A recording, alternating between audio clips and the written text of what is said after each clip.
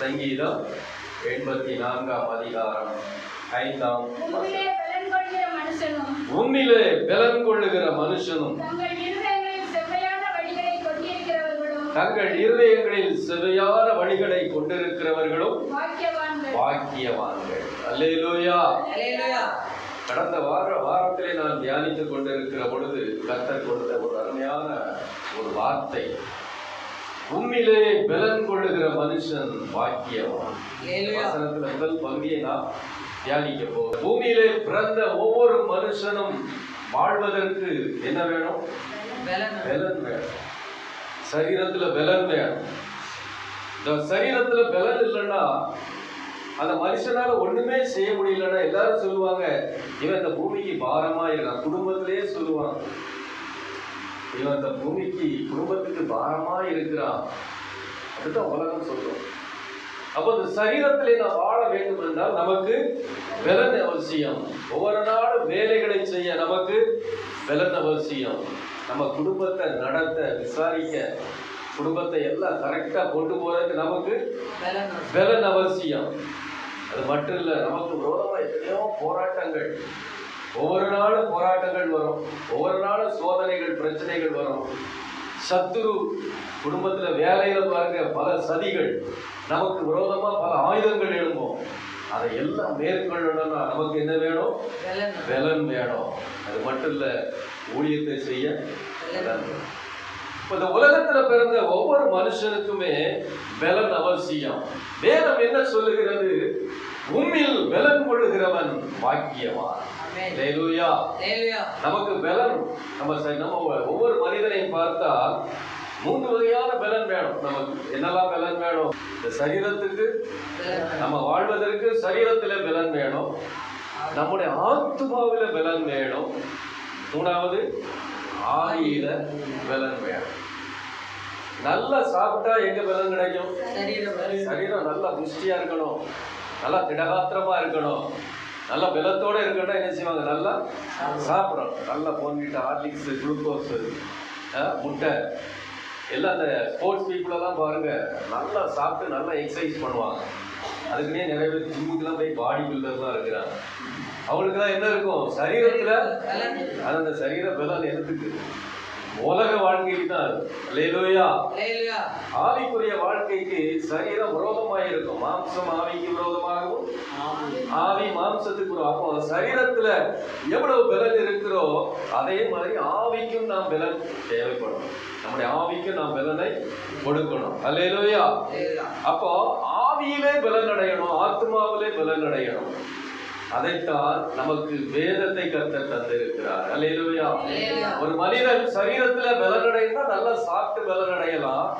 ஆனா அந்த ஆத்மாவிலும் ஆவியிலும் பலன் வேணும்னா கர்த்தருடைய வார்த்தைகளை நாம் விசுவாசித்து அந்த வார்த்தைகளின்படி நடக்கும் போதுதான் நமக்கு பலன் கிடைக்கும். அல்லேலூயா.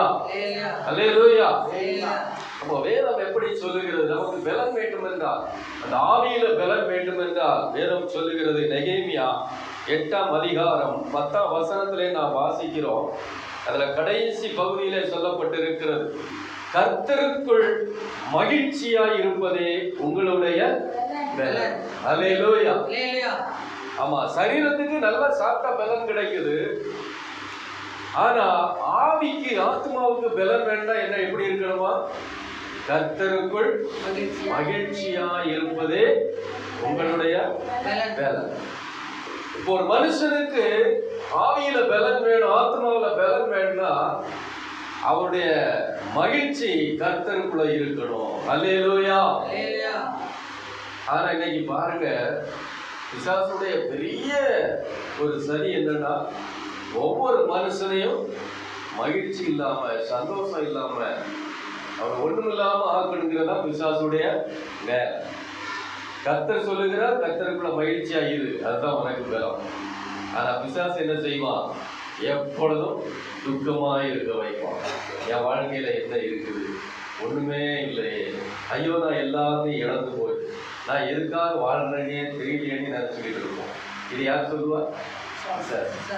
இருக்கிற நன்மைகளை நினைத்து துதிக்காமல் இல்லாத ஒன்றை குறித்து ஏங்க வச்சு அவன் அழ வைக்கிறதா சாத்தானுடைய தந்திரம். அல்லேலூயா. அநேக குடும்பங்களிலே மகிழ்ச்சியை திருடுவதுதான் சாத்தானுடைய வேலை. நீ நல்லா இருக்கக்கூடாது, சந்தோஷமா இருக்கக்கூடாது, கர்த்தருக்குள்ள சந்தோஷமா இருக்கக்கூடாதுங்கிறதா சாத்தானுடைய எண்ணம். இதை நாம் புரிந்து கொள்ள வேண்டும். அதான் ஆண்டவர் சொல்லுறார், எப்பொழுதும் மகிழ்ச்சியா இருக்கணும், கர்த்தருக்குள் மகிழ்ச்சியாயிரு. குடும்பத்துல ஒண்ணும் இல்லையா, பிரச்சனையா, போராட்டமா, ஆண்டவருக்குள்ள சந்தோஷமாயிரு, மகிழ்ச்சியாயிரு. அது உனக்கு ஆவியில பலனை தரும், அது உனக்கு விடுதலையை கொண்டு வரும். அல்லேலூயா. ஒரு போராட்டம், ஆவிக்குரிய போராட்டத்தை நம்ம ஆவியின் பலனை கொண்டுதான் போராட வேண்டும். மாம்சத்தை வச்சு ஒன்றும் செய்ய முடியாது. நிறைய பேர் நினைப்பாங்க, ஏதோ ஒரு பிரச்சனை, குடும்பத்துல பிரச்சனை, வேலையில பிரச்சனை, ஏதோ ஒரு சத்துருடைய போராட்டம், இல்ல ஏதோ ஒரு வியாதி பலவீனம், எப்படி அதை மேற்கொள்வது என்று மாம்சத்தில் முயற்சிப்பார்கள். மாம்சத்துல முயற்சிக்க அவங்க என்ன செய்யலாம், பணத்தை செலவழிக்கலாம், இல்ல ஒரு பலமான கொண்டு ஒரு ரெக்கமெண்டேஷன், யாரையாவது ஒருத்தரை கூட்டிட்டு போய் நம்ம ட்ரை பண்ணி பார்க்கலாம். ஒரு அரசியல்வாதியையும் ஒரு போராட்டம் பிரச்சனை வரும்போது ஒரு பெரிய மனுஷனை கூட்டு போய் சமாளிக்க முயற்சி பண்ணுவாங்க. இதெல்லாம் மாம்ச முயற்சிகள். இந்த மாம்ச முயற்சிகள் எப்பொழுது நமக்கு உதவி செய்யாது. ஆனால் ஆவிக்குள்ளாய் நாம் பலன் கொண்டு, அல்லேலூயா, ஆவிக்குள்ளாய் பலன் கொண்டு கர்த்தருக்குள்ளாய் இருந்து நாம் முயற்சி செய்கிற பொழுது கர்த்தர் அதை ஜெயமாய் மாற்ற வல்லவராய் இருக்கிறார். அல்லேலூயா. அப்போ ஒரு பிரச்சனை போராட்டம் வரும்போது என்ன செய்யணுமா, ஆண்டவர் என்ன சொல்லுகிறார், கர்த்தருக்குள் மகிழ்ச்சியாய் இருப்பதே உங்களுடைய. ஏன்னா அந்த போராட்டத்தை பிசாசு ஏன் கொண்டு வரா, நம்மை துக்கம் அடைவதற்காக கொண்டு வருகிறார். ஒரு மனுஷன் சீக்கிரமா அவன் வாழ்க்கை சீக்கிரமா முடியணும்னா அவன் வாழ்க்கையில துக்கமா இருந்தாலே போகும். யாரெல்லாம் ரொம்ப வேதனையில, கஷ்டத்துல, நெருக்கத்துல, பாடுகள்ல இருக்கிறாங்களோ, சில குடும்பத்துல பாருங்க, பிள்ளைய உயிருக்குயிரா நேசிப்பாங்க. ஒரே மகளா இருப்பா, உயிருக்குயிரா நேசிப்பாங்க, மகளுக்காக என்னெல்லாமோ வாங்கி வச்சிருப்பாங்க.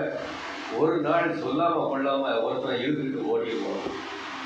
யாரோ ஒருத்தன் புதுசா வந்தது முடியாதா இருப்பான், ஒண்ணுக்கும் பிரயோஜனம் இருப்பான், அவை பின்னால ஓடி போயிடுவான். தன்னுடைய தகப்பனும் தாயை 20 வருடமா இவ்வளவு அன்பா நடத்தினாங்களே, அதை நினைக்க கூட உணர்வில்லாம போயிடும். அந்த பெற்றோருடைய இருதயத்தில் எப்படி இருக்கும், கவலை, துக்கம். நிறைய குடும்பங்களை பார்த்துருக்கிறோம், கடைசி வரைக்கும் வேதனையிலே இருந்து சீக்கிரமா தற்கொலை பண்ணிவிட இறந்து போகிறவங்களும் இருக்கிறார். சத்துருடைய வேலை என்னன்னா, நம்மை துக்கத்திலே வச்சிருக்கணும், துக்கத்திலே அமிழ்ந்து போயிடணும், எழும்பக்கூடாது.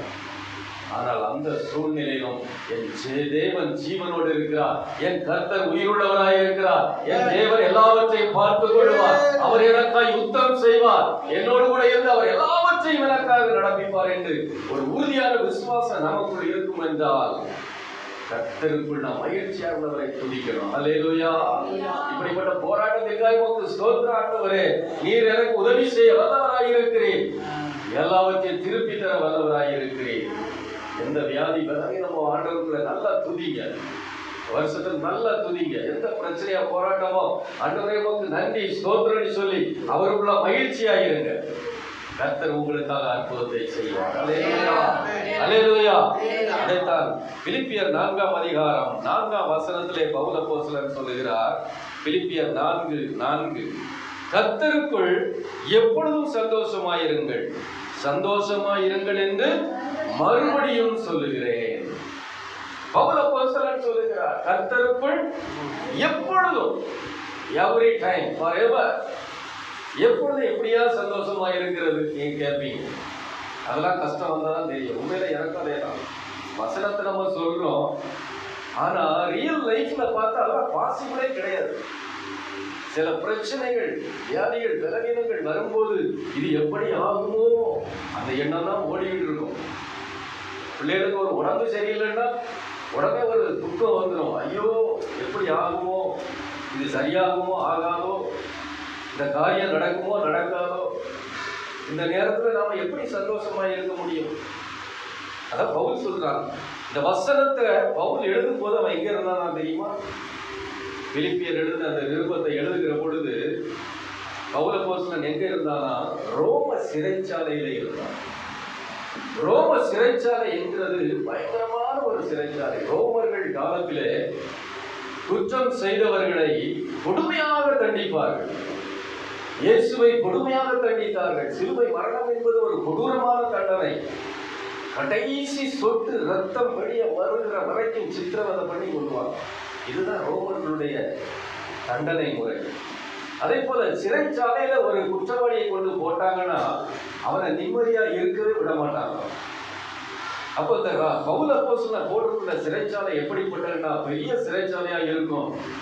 அங்க எல்லா குற்றவாளிகளையும் போட்டு அடிப்பாங்க, ரத்தம் வரும்படியா அடிப்பாங்க. காயங்களை கழுவ மருந்து கூட கொடுக்க மாட்டாங்க, சங்கிலியில கட்டி போட்டு போயிடுவாங்க.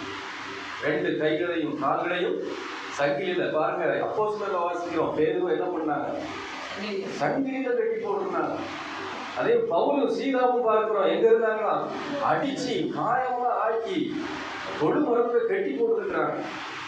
இதே போலத்தான் பிலிப்பியர்ல எழுதுகிற பொழுதும் பவுல் அப்போஸ்தலன் ரோம சிறைச்சாலையில இருக்கிறான். அங்க பார்த்தா எல்லாம் அடி, ரத்தம் அங்க கீழே விழுந்து அது ஸ்மெல் அடிக்குமா கடுமையா.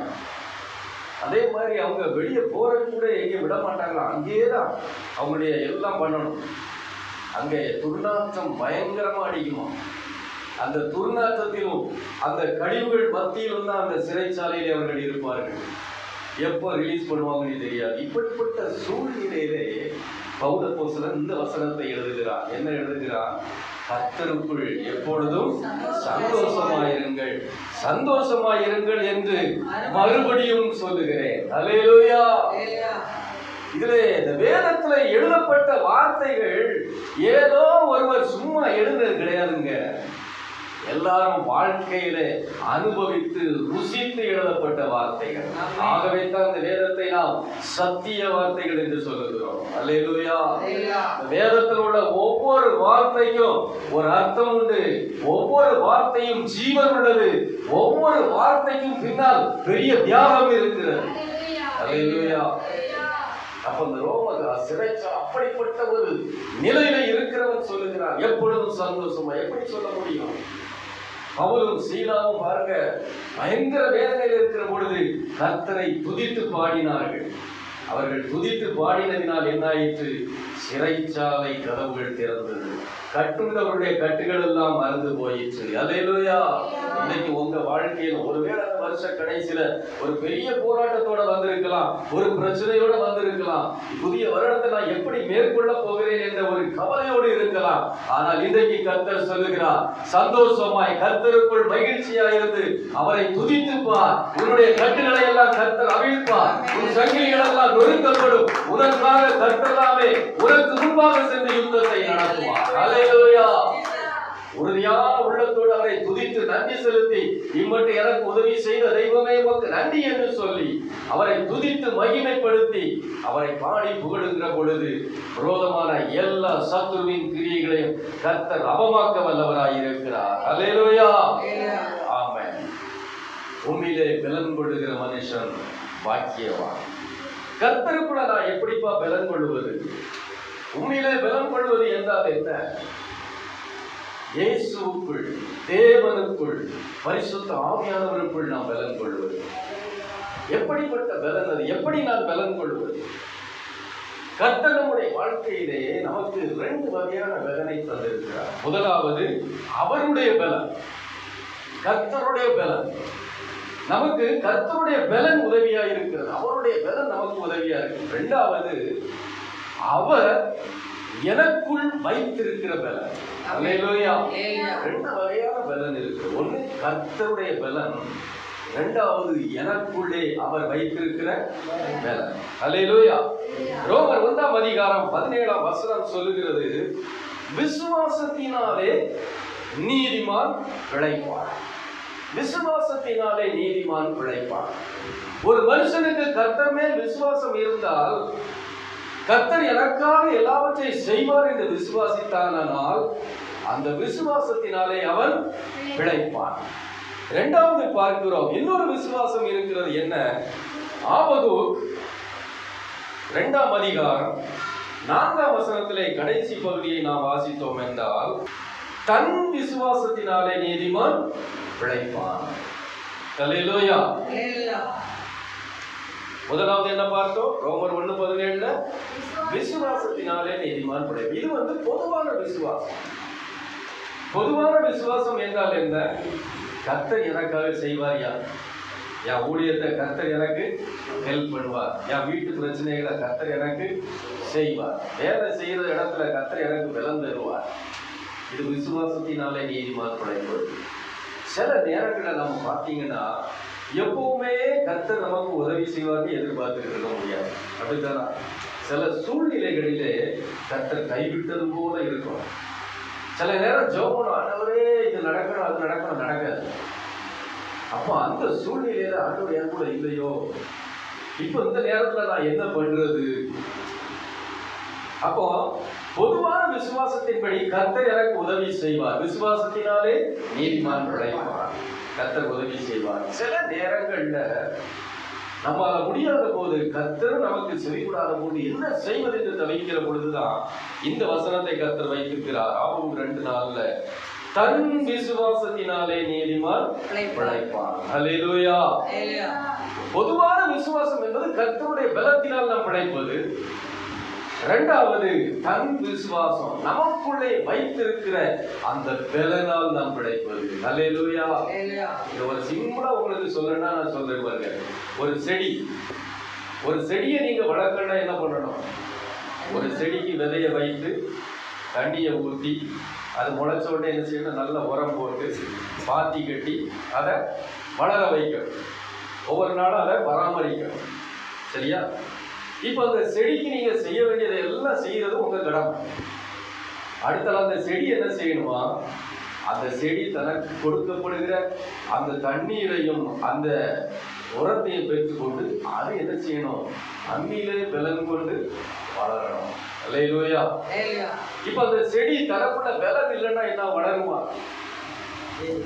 ஒரு கொஞ்சம் தண்ணி இல்லைன்னாலும் அது எப்படியாவது முயற்சி பண்ணி உயிரோடு ட்ரை பண்ணணும். அல்லேலூயா. இதுதான் அந்த விசுவாசம், பொதுவான விசுவாசம், தன் விசுவாசம்.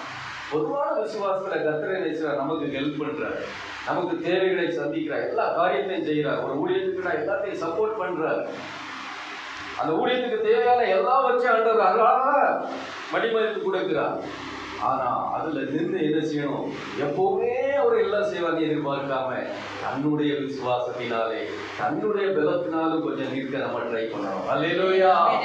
எப்பொழுதெல்லாம் உபத்திரம் வருதோ, பிரச்சனை வருதோ, கர்த்தர் கைவிட்டது போல, செவி கொடுக்காதது போல இருக்கிறதோ, அப்போ நமக்குள்ள இருக்கிற அந்த பலனை கொண்டு நாம் நிற்க கற்றுக்கொள்ள வேண்டும். அல்லேலூயா.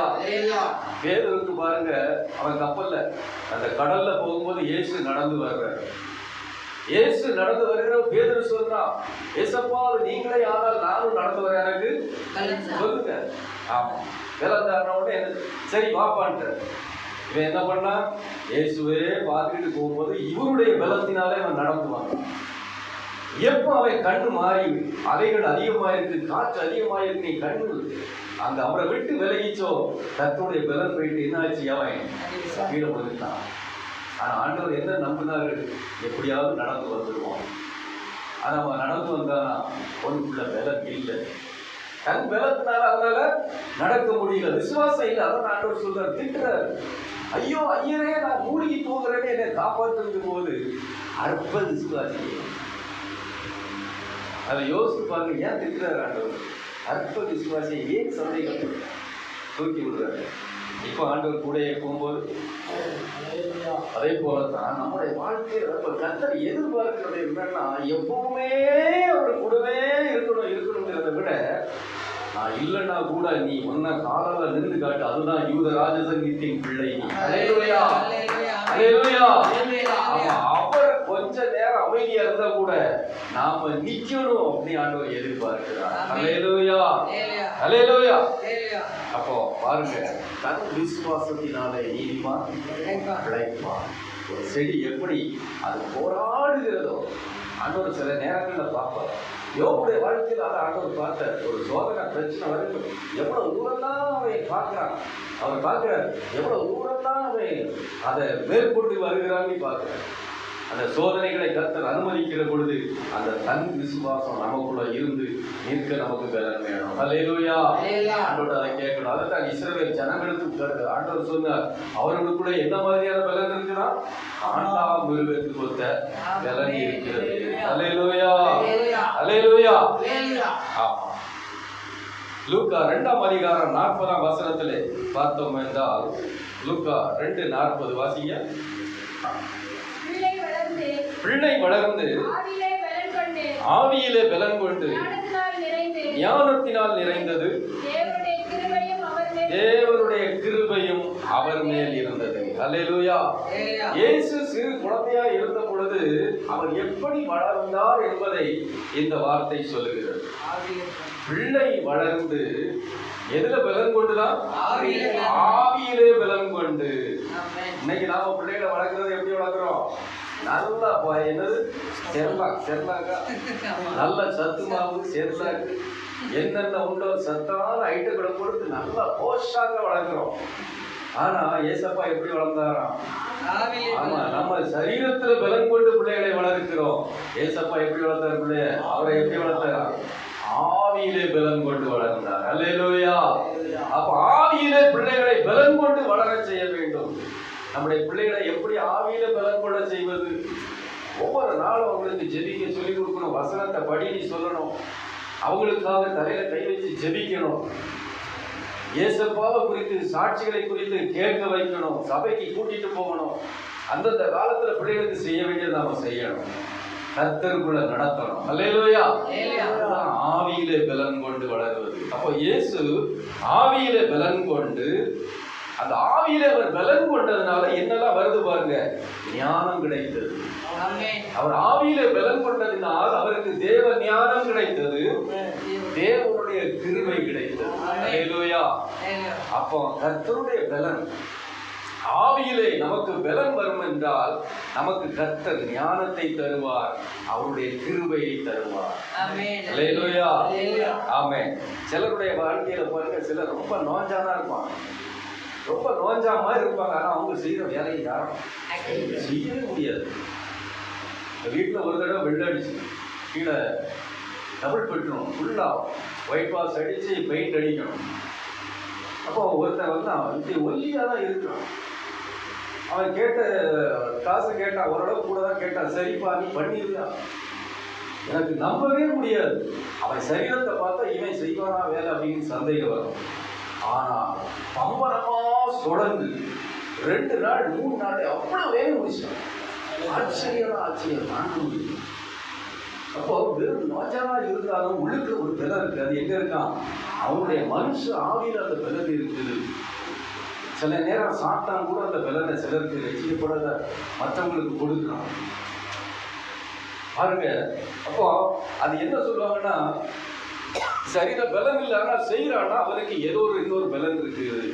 அதுதான் நமக்கு தெரியும். என்ன பலன்? ஆவியில. எவ்வளவு பலசாலியா இருந்தாலும் வேலை செய்ய முடியாம படுத்துற ஆட்கள் உண்டு. பலனே இல்லாம நோஞ்சானா இருக்கிறவங்களும் பெரிய வேலைகளை செய்ய முடியும். அதை எப்படி சொல்லுவாங்க? உலகத்து மனுஷன் அவனுக்கு நல்ல கட்ஸ் இருக்குப்பா. அல்லேலூயா. அதே போல நமக்கு ஆவிக்குரிய கட்ஸ் வேணும். ஆமா, என்ன நடந்தாலும் சரி என் தேவன் என்னோடு இருக்கிறார். அல்லேலூயா. எதையும் செய்ய என்னால முடியும். அதைத்தான் பவுல் அப்போஸ்தலன் அருமையாக எழுதியிருக்கிறார். எபேசியர் 3ஆம் அதிகாரம் 16ஆம் வசனத்துல, நீங்கள் அவருடைய ஆவியினாலே உள்ளான மனுஷனில் வல்லமையாய் பலப்பட வேண்டும். நீங்கள் அவருடைய ஆவியினாலே உள்ளான மனுஷனில் வல்லமையாய் பலப்படணும். ஒவ்வொரு மனுஷனுக்கும் உள்ளான மனுஷன், அதுதான் ஆவிக்குரிய மனிதன் இருக்கிறான். இந்த உள்ளான மனுஷன் வல்லமையாய் பலப்படும் போதுதான் யாருமே எதிர்பார்க்கிற முடியாத காரியங்களை நம்மால செய்ய முடியும். இப்ப நீங்க சரீரத்துல ரொம்ப பலவீனமா இருந்தாலும் சரி, உங்களால ஒண்ணுமே செய்ய முடியாத நிலையில இருந்தாலும் உங்க ஆவியில நல்ல பலன் இருந்தா, உள்ளான மனுஷன்ல பலன் இருந்தா உங்களால செய்யக்கூடாத காரியம் ஒண்ணுமே கிடையாது. அல்லேலூயா. அதான் வேதம் சொல்லுகிறது, உண்மையிலே பலன் கொள்ளுகிற மனுஷன் பாக்கியவான். ஆவியில பலன் கொள்ளணும், அவருக்குள்ள பலன் கொள்ளணும். அவர் தந்த பலனை நம்ம பயன்படுத்தணும். அல்லேலூயா. பாருங்க, கோலியாத் வந்து நிக்கிறான். கோலியாத் ஒரு மாம்ச மலை, அவ்வளவு அடி. அப்ப கோலியாத்துடைய உயரத்தை பார்த்தீங்கன்னா 9 அடின்னு சொல்றாங்க. 9 feet. 9 feetனா ஏறக்கூடிய ஒரு 10 அடி உயரத்துக்கு அவ்வளவு உயரம் இருக்கலாம். ஆமா, அது வந்து அந்த அடி வந்து அந்த காலத்து அடி. நமக்கு இப்ப இவ்வளவுதான் அது ஒரு அடி. அப்போ உள்ள அடி மூலமா அடியா இருக்குது. அவ்வளவு உயரம், பெரிய உருவம் கோலியாத். அவன் கையில் அவன் போட்டுக்க கேடகம் எத்தனை சேர்க்கலாம்? 5000 சேர்க்கல் கேடகம். அவன் ஈட்டி தாங்கு நுனியில் இருக்கிற ஒரு இரும்பு கூர், அது வந்து 300 சேக்கல். ஒரு சேக்கல்ங்கிறது 12 கிராம். 5000 × 12. நான் அதை நேற்று உட்காந்து கணக்கு போட்டு பார்த்தேன். ஒரு கவசம் போட்டிருக்கிறான், மார்க் கவசம், வெண்கல கவசம், தலை சீரா, அதெல்லாம் வெண்கலம். அப்புறம் அந்த காலுக்கு வந்து ஒரு ஷூ, அது வெண்கலம். அப்புறம் கையில் ஈட்டி நெய்கிற வரைக்கும் படைத்தாங்க. கிட்டத்தட்ட 2000 கிலோ. யோசிச்சு பாருங்க, 2000 கிலோ வெயிட்டை தூக்கிட்டு சண்டைக்கு வாங்க. அவ்வளோ வெயிட்டு, உடம்பு எப்படி வெயிட்டா இருந்திருக்கும். நமக்கு 60 கிலோ உள்ளவங்க என்ன செய்வோம்? ஒரு 5 கிலோ தூக்கிட்டீங்கன்னா, அந்த காலத்துல வாழை பிடிச்சி சண்டை போடுவோம். ஒவ்வொரு வாழை 5 கிலோ இருக்கும்.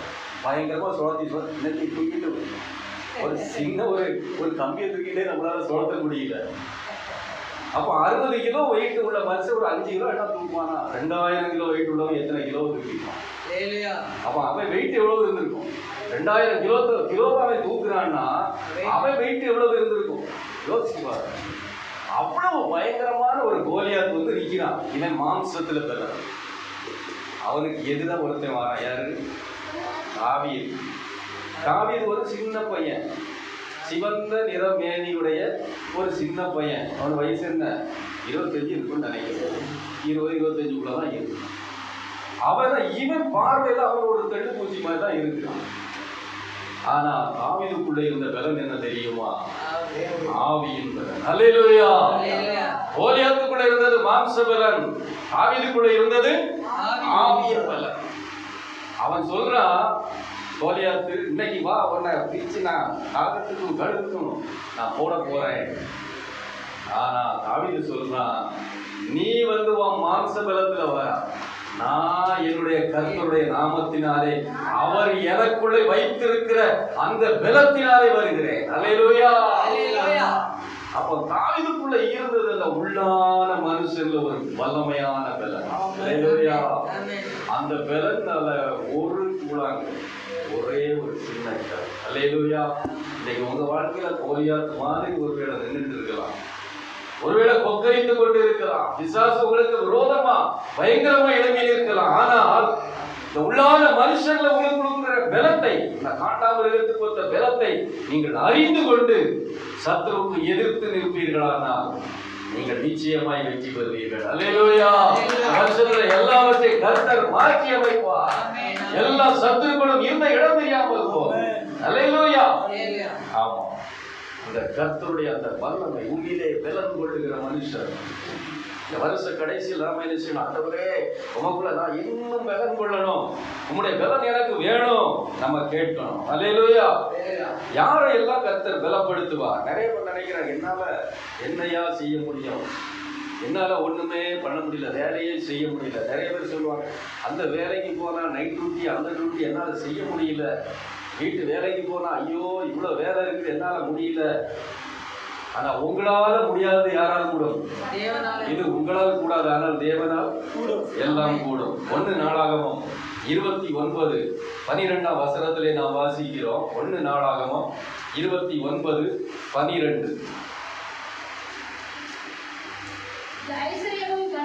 ஐஸ்வர்யமும் கனமும் உம்மாலே வருகிறது, தேவரீர் எல்லாவற்றையும் ஆளுகிறவர், உம்முடைய கரத்திலே சத்துவமும் வல்லமையும் உண்டு. இதான் முக்கியம். எவரையும் மேன்மைப்படுத்தவும் பலப்படுத்தவும் உம்முடைய கரத்தினால் ஆகும். அல்லேலூயா. ஐயோ என்னால முடியாதுன்னு சொல்லாதங்க. வேதம் என்ன சொல்லுகிறது? யாரை பலப்படுத்துவாரா? யாரை மேன்மைப்படுத்துவாரா? என்ன சொல்லுது வசனம்? எவரையும். What ever it may, whoever it may be. நீ ஒண்ணுக்காவது குப்பையா இருந்தாலும் சரி, உன்னால வேலையை செய்ய முடியாது, பலனே இல்லாதவனா இருந்தாலும் சரி, எவரையும் மேன்மைப்படுத்தவும் பலப்படுத்தவும் உங்களுடைய கரத்தினாலே ஆகும். அல்லேலூயா, அல்லேலூயா. உங்களால பலப்படுத்த அவரால் முடியுமா இல்லையா? உங்களை பலப்படுத்தி எந்த இடத்துல நீங்க என்ன செய்வீங்களோ செய்ய வைக்க முடியும். அல்லேலூயா. அதை நம்ம நம்பணும், விசுவாசிக்கணும். தன் விசுவாசம் நமக்குள்ள வரணும், அவருக்குள்ள பலம் கொள்ளணும். அல்லேலூயா. ஆனா அந்த ஜென்ம சுபாவனை ஒன்று இருக்கு ஒவ்வொரு மனுஷனுக்கும் என்ன இருக்கு? ஜென்ம சுபாவம். அது மட்டைய நாய்வால நினைச்சிருக்காது. அதே மாதிரி சில ஜென்ம சுபாவம் மாறவே மாறாது. அது என்ன சொல்லும்? அதெல்லாம் வசனம் சொல்லுவோம், அதனாலதான் நடக்காது. அல்லேலூயா. ஒரு முறை ஒரு தகப்பனும் மகனும் போயிட்டு இருந்தாங்க. அங்க ஒரு இடத்துல பாத்தீங்கன்னா யானை, ஒரு பெரிய யானையை கட்டி போட்டிருந்தாங்க. அந்த யானையை எதை வைத்து கட்டியிருந்தாங்கன்னா ஒரு சின்ன வடக்கயிறு. அந்த சின்ன வடக்கயிறை வச்சு அது ஒரு காலை கட்டி போட்டிருந்தாங்களாம். அப்போ அந்த தகப்பன் மகன் போகிற பொழுது மகன் கேட்டானா, டேடி இந்த யானை உருவத்துல எவ்வளோ பெருசா இருக்கு, அந்த சின்ன வடக்கயிறு தான் கட்டி போட்டிருக்காங்க. யானைக்கு இருக்கிற பலத்துக்கு ஒரு இடுப்பு எடுத்தா என்ன ஆயிரும்? கையில் அத்துப்போம், சங்கிலியை கூட அத்துரும். மரத்தையே, பெரிய மரத்தையே துதிக்க வச்சு தூக்கிடுது. இவ்வளோ பலசாலியான அந்த யானை இந்த கயிறு அவுக்காம அப்படியே ட்ரை பண்ணாம அப்படியே நின்றுகிட்டு இருக்குது. ஏன்? அதுக்கு தப்பிச்சு போனி அதுக்கு விருப்பம் இல்லையா? இல்ல அது எதனால அப்படி இருக்குன்னு அவன் கேட்டான். அவன் தகப்பன் சொன்னாரா, மகனே இந்த யானை குட்டியா இருக்கும் போதே இந்த கயிறை வச்சுனா கட்டி போட்டிருந்தான். அது சிறு வயதா இருக்கும் பொழுது ரொம்ப பலம் இருக்காது. அப்போ இந்த வடக்கயிறை வச்சு கட்டி போட்டான். அது ட்ரை பண்ணி பார்த்துச்சு. ஆனால் தப்பிக்க முடியல, அதை இழுக்க முடியல, அதை அறுக்க முடியல. எவ்வளவோ ட்ரை பண்ணி பார்த்துச்சு, முடியல. இன்னைக்கு நல்லா வளர்ந்து பெரிய யானை ஆயிடுச்சு. ஆனால் அதுக்குள்ள ஒரு மைண்ட்ல என்ன இருக்கு தெரியுமா? இந்த கயிறை என்னால அறுக்கவே முடியாது. நான் இப்போவோ ட்ரை பண்ணி பார்த்தேன், என்னால. அப்போ பாருங்க, அந்த ஜென்ம சுபாவம் அதுக்கு உள்ள இருக்கிற பலம் அதுக்கு தெரியல. இன்னைக்கு ஒருவேளை நம்முடைய வாழ்க்கையில ரட்சிக்கப்படாத முன்னாடி ஜென்ம சுபாவத்துல இதெல்லாம் முடியாது, இதெல்லாம் நடக்காதுன்னு நம்ம நினைச்சிருக்கலாம்.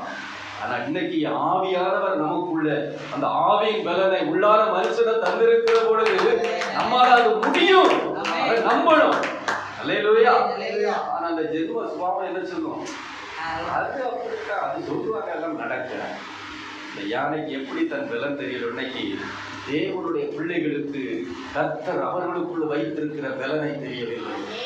அந்த ஜென்ம சுபாவம் அவர்களை தடுத்து கொண்டிருக்கிறது. நாம் ஆவிக்குரிய சுபாவத்துக்கு நாம் மாற வேண்டும். அல்லேலூயா. கர்த்தர் என்னை அழைத்திருக்கிறார், என்னை நீதிமானாக்கி இருக்கிறார், என்னை மகிமைப்படுத்துவேன் சொல்லி இருக்கிறார். நிச்சயம் அதை செய்வார். அவருக்குள்ளே நான் பலன் கொண்டு அதை நான் சாதிப்பேன். அல்லேலூயா. அந்த விசுவாசம் நமக்கு வேணும். எந்த வேலைக்கு போடுமா, படிச்சு முடிச்சு போடுமா, ஆண்டவர்களை கேட்கணும். என்னால முடியும் ஆண்டவரே, உம்மால செய்ய முடியும். ஒருவேளை உலகத்து மனுஷனால முடியாது, ஆனால் தேவனுடைய ஆவியின் பலனை பெற்ற பிள்ளைகளுக்கு எல்லாம் முடியும். அல்லேலூயா. கொலோசியர் 3ஆம் அதிகாரம் 3ஆம் வசனம் சொல்லுகிறது, உங்கள் ஜீவன் கிறிஸ்துவுடனே தேவனுக்குள் மறைந்திருக்கிறது. உங்க ஜீவன் யாருக்குள்ள இருக்குதா? கிறிஸ்துவுக்குள்ள இருக்குது. அல்லேலூயா. நம்முடைய உயிர் அவருக்குள்ள இருக்குது. அப்போ உங்கள் ஜீவன் கிறிஸ்துவுக்குள்ளே மறைந்திருந்தது என்றால் கிறிஸ்துவுக்குள்ள எல்லா சுபாவங்களும் உங்களுக்குள்ளே இருக்கிறது. அல்லேலூயா. அதை நாம என்ன செய்யணும்? பிராக்டிஸ் பண்ணி வெளியே கொண்டு வரணும். நிறைய பேர் அதை பிராக்டிஸ் பண்ணாம, தனக்குள்ள இருக்கிற பலனை அறியாம, தனக்கு இருக்கிற கர்த்தர் வைத்திருக்கிற ஆசீர்வாதங்கள் அறியாம அதை மட்டுப்படுத்துவதனாலதான் அதை பெற்றுக்கொள்ளாமல் போகிறார்கள். அல்லேலூயா. பிலிப்பியர் 4ஆம் அதிகாரம் 13ஆம் வசனம் சொல்லுகிறது, என்னை பலப்படுத்துகிற கிறிஸ்துவினாலே எல்லாவற்றையும் செய்ய எனக்கு பலன் உண்டு. யார் சொல்றா? பவுல் அப்போஸ்தலன். இந்த பவுல் அப்போஸ்தலன் பாத்தீங்கன்னா 2 கொரிந்தியர் 10ஆம் அதிகாரம் 10ஆம் வசனத்துல சொல்லப்பட்டிருக்கிறது, பவுல் அப்போஸ்தலனுடைய சரீரத்தின் தோற்றம் எப்படி இருக்குமா? பலவீனமா இருக்குமா? 2 கொரிந்தியர் 10:10. அவருடைய நிருபங்கள்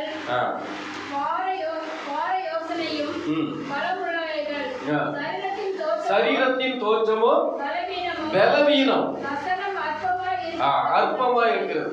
அப்போ பவுல் அப்போஸ்தலனுடைய சரீரம் ரொம்ப பலவீனப்பட்ட சரீரம். அவன் சொல்றான் எனக்குள்ளே ஒரு முள் கொடுக்கப்பட்டிருக்கிறது. அது சிலர் சொல்றாங்க அவனுக்குள்ள ஒரு வியாதி, அவருக்கு அந்த காலத்திலே வீசிங் வியாதி ஏதோ இருந்திருக்குமா. அதனாலதான் லூக்கா வைத்தியரை கூடயே கூட்டிட்டு போனான். லூக்கா வந்து ஒரு வைத்தியர். அப்ப பாருங்க, இவ்வளவு சரீரத்தின் தோற்றம் ரொம்ப பலவீனம், வியாதிப்பட்ட ஒரு மனுஷன். அவன் என்ன சொல்றான்? என்னை பலப்படுத்துகிற கிறிஸ்துவினாலே எல்லாவற்றையும் செய்ய எனக்கு ஹல்லேலூயா. எத்தனை பேர் விசுவாசிக்கிறீங்க? எல்லாரும் சொல்லுவோமா? என்னை பலப்படுத்துகிற, எல்லாரும் சொல்ல, என்னை பலப்படுத்துகிற கிறிஸ்துவினாலே எல்லாவற்றையும், கொஞ்சம் தான் அப்படியே சொல்லியிருக்கு, எல்லாவற்றையும் செய்ய எனக்கு பலன் உண்டு. ஆமா, என் வீட்டு வேலை செய்ய எனக்கு பலன் உண்டு, என் பிள்ளைகளை நடத்த எனக்கு பலன் உண்டு, என் வேலையில நான் ஒரு உயர்ந்த நிலைமைக்கு வர எனக்கு பலன் உண்டு. ஆமா, என்னை சுற்றி இருப்பவர்களை ஆசீர்வதிக்க எனக்கு பலன் உண்டு, என் ஊழியத்தை நடத்த எனக்கு பலன் உண்டு, எல்லாவற்றையும் செய்ய எனக்கு பலன் உண்டு. ஹல்லேலூயா. அப்ப அதை நம்பி நாம விசுவாசத்துல பிழைக்கணும். ஹல்லேலூயா. உண்மையிலே பலன் கொள்ளுகிற மனுஷன் பாக்கியவான். நியாயாதிபதிகள் 6:14 வாசிக்கிறோம். அங்கே ஒரு மனுஷன் இருக்கிறான், கிதியோன். மீதியானியர்கள் என்ற ஒரு குறிப்பிட்ட ஜனங்கள் வந்து என்ன செய்யறாங்க? இஸ்ரவேல் ஜனங்களுடைய நிலங்களை எல்லாம் அடிச்சிடுறாங்க, அவங்களுடைய விளைவின் பலன்களை எல்லாம் பிடிக்கிட்டு போயிடுறாங்க. அதுல கிதியோன் ஒரு மனுஷன் அன்னைக்கு போர் அடிச்சுக்கிட்டு இருக்கிறான். அப்ப கர்த்தர் வந்து சொல்றாரு, கர்த்தர் கிதிய பராக்கிரமசாலியே, கர்த்தர் உன்னோடு இருக்கிறார். அப்ப கிதியோன் சொல்றான், ஆண்டவரே நீர் எங்களோடு இருந்தால் இப்படி நடப்பது என்ன? எங்களுக்கு ஒண்ணுமே கிடையாது, அப்படி இப்படி தன்னை ரொம்ப ஒண்ணுமே இல்லாத போல பேசுறான். அப்ப ஆண்டவர் சொல்றாரு, நீ அவர்களுக்கு விரோதமா போ, நான் உன் கூட இருக்கிறேங்க. ஆனாலும் கிதியோன் என்ன சொல்றான்? ஆண்டவரே எனக்கு ஒண்ணும் தெரியாதப்பா, என்னால முடியாதுங்க. ஆனால் கர்த்தர் என்ன சொல்றாரு பாருங்க, நியாயாதிபதிகள் 6:14. அப்பொழுது கர்த்தர் அவனை நோக்கி பார்த்து, உனக்கு இருக்கிற இந்த பலத்தோட போ, நீ இஸ்ரவேல் மீதியானின் கைக்கு நீங்களாக்கி ரட்சிப்பாய். உன்னை அனுப்புகிறவர் நான் அல்லவா. ஹல்லேலூயா. உனக்கு இருக்கிற இந்த பலத்தோட போ. ஹல்லேலூயா. அதுதான் தன் விசுவாசத்தினாலே நீதிமான் பிழைக்கிறது. ஹல்லேலூயா. உனக்குள்ள இருக்கிற பலம், உனக்குள்ள நான் வச்சுட்டேன்ப்பா, உனக்குள்ள நான் வச்சிருக்கிறேன் பலம். புதுசா உனக்கு தேவையில்லை, ஏற்கனவே உனக்குள்ள இருக்குது, அந்த பலத்தோட போ.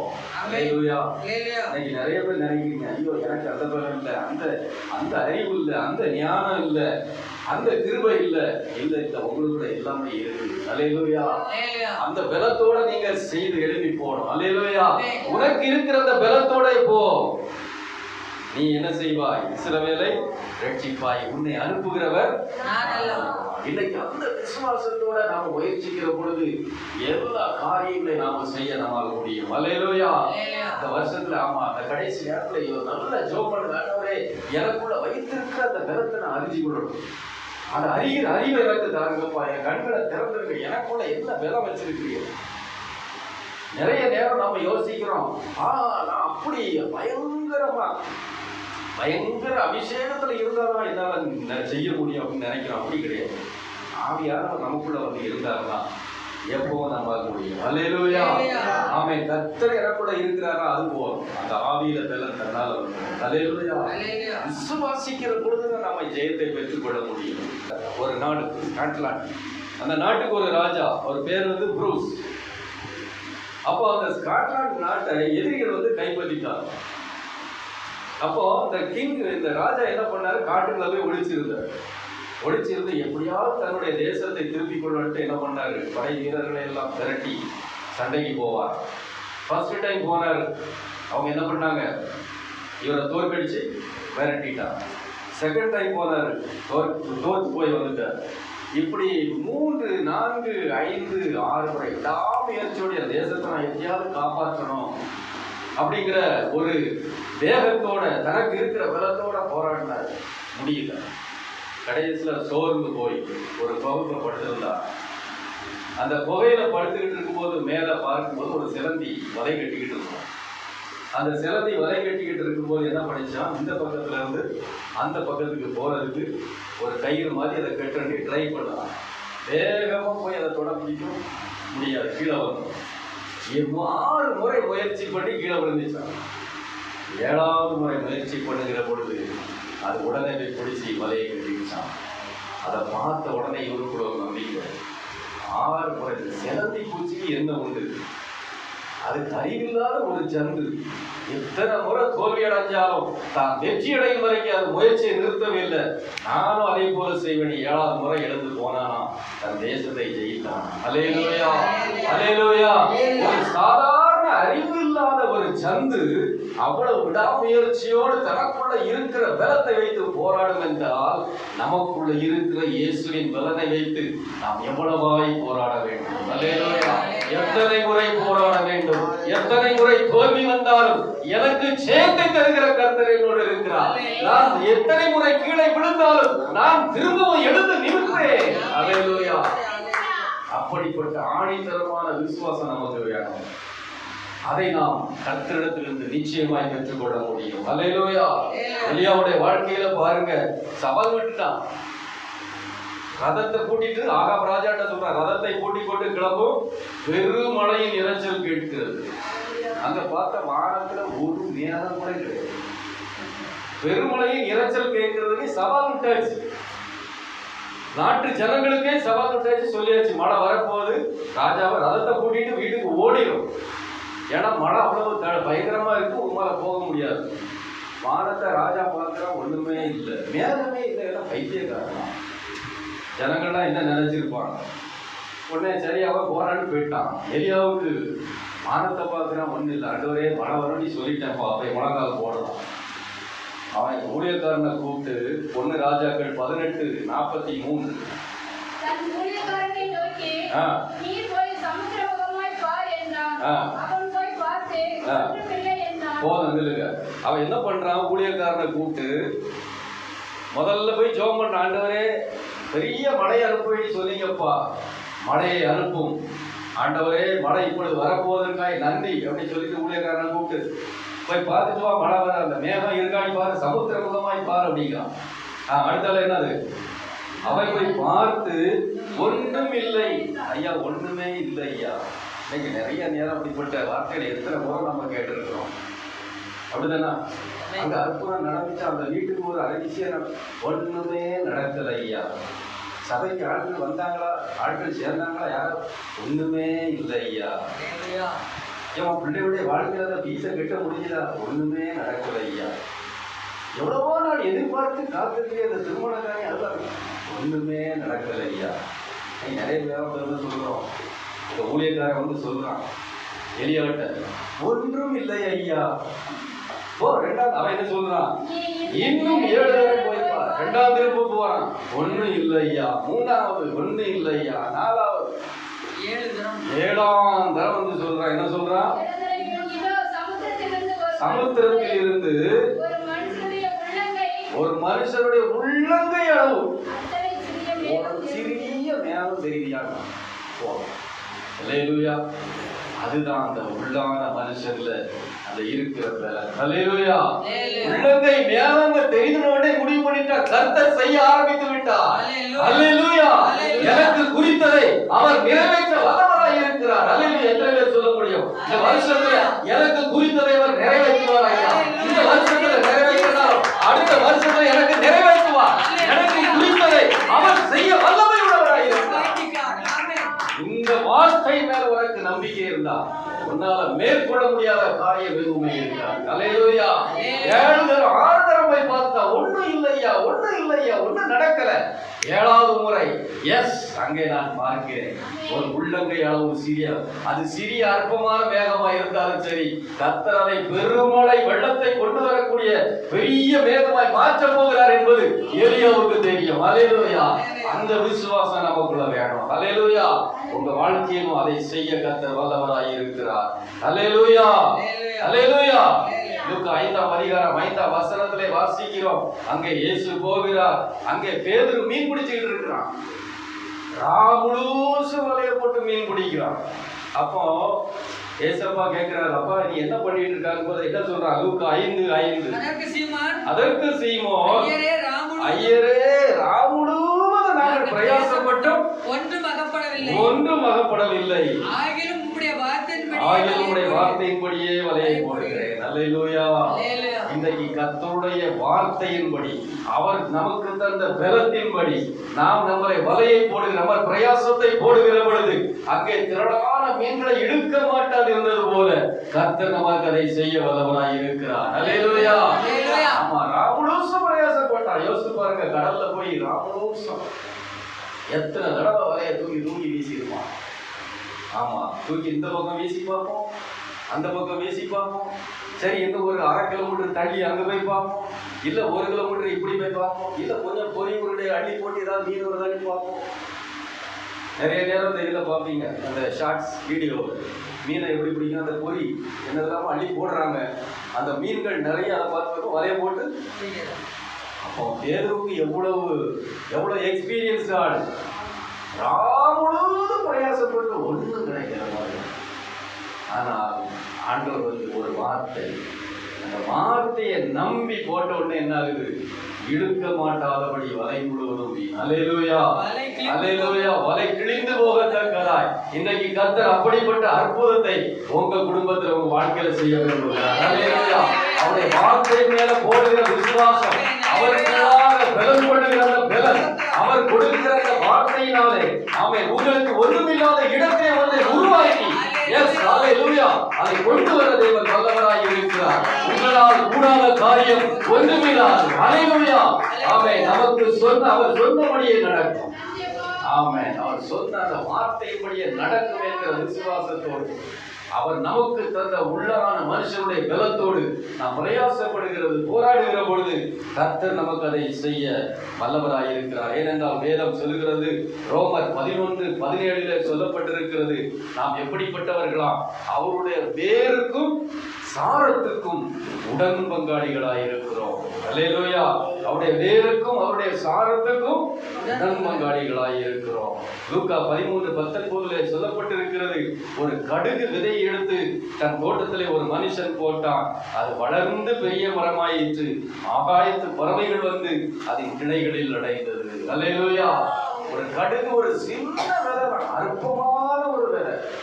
இன்னைக்கு நீங்க அதை போல ஒரு அற்பமா எண்ணப்பட்டவர்களா இருக்கலாம், ஒரு கடுகு கூட மோசமா எனக்கு ஒண்ணுமே இல்லையென்று.